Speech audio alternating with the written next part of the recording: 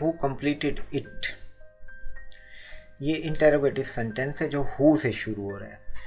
If this interrogative sentence beginning with who, change it into bye whom, इसको bye whom में change करें और बाकी नॉर्मल पैटर्न जो एक्टिव पैसिव वॉइस का है वो फॉलो करें.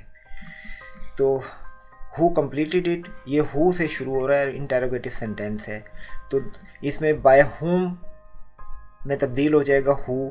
तो ए और बी तो हो नहीं सकते, तो सी और डी में से कोई एक आंसर बनेगा क्योंकि ये दोनों बाय whom से शुरू हो रहे हैं.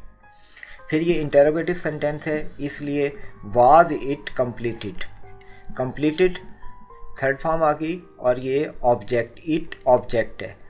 तो by whom was it completed correct answer है. तो इसलिए इस क्वेश्चन का करेक्ट आंसर है ऑप्शन डी.